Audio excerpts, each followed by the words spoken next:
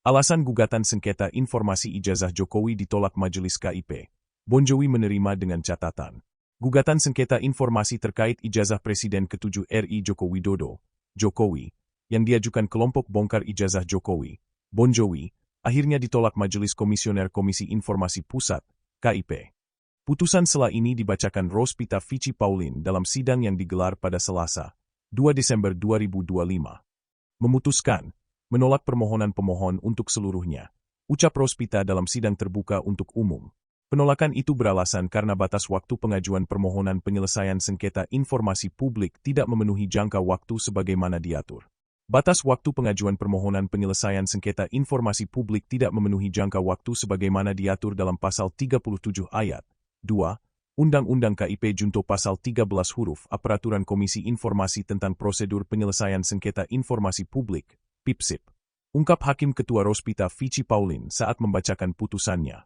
Putusan sela ini diputuskan dalam rapat permusyawaratan Majelis Komisioner yaitu Rospita Vici Paulin selaku Ketua merangkap anggota, Arya Sandi Yuda, dan Samrotun Najah Ismail masing-masing sebagai anggota pada Senin, 17 November 2025, dan diucapkan dalam sidang terbuka untuk umum pada Selasa, 2 Desember 2025.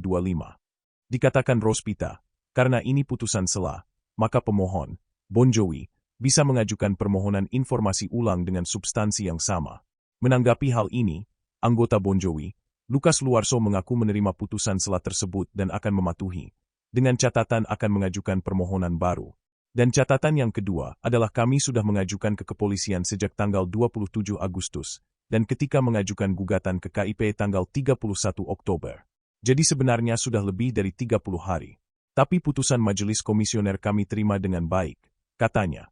Sebelumnya, pengacara Bonjowi, Petrus Celestinus membeberkan alasan akademisi, aktivis, dan jurnalis yang tergabung dalam aliansi bongkar ijazah Jokowi, Bonjowi, mengajukan sengketa ijazah Presiden ke-7 RI, Joko Widodo, Jokowi, ke Komisi Informasi Pusat, KIP.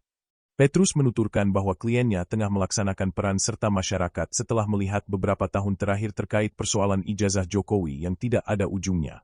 Peradilan pidana juga sudah 2 orang dipidana, masuk penjara, tapi selalu muncul terus. Muncul gugatan perdata juga tidak selesai-selesai, kata Petrus dalam acara interupsi bertajuk, Sidang KIP Memanas, KPU dan UGM disemprot, yang disiarkan di E-News, Kamis, 20 November 2025. Tidak hanya itu, pada tahun ini 8 orang sedang dalam proses hukum di Polda Metro Jaya terkait tudingan ijazah palsu Jokowi, di mana Roy Suryo CS telah ditetapkan sebagai tersangka. Ini juga belum memperlihatkan titik terang, sehingga pemohon, Bonjowi mengambil inisiatif menggunakan pintu lain, ujarnya.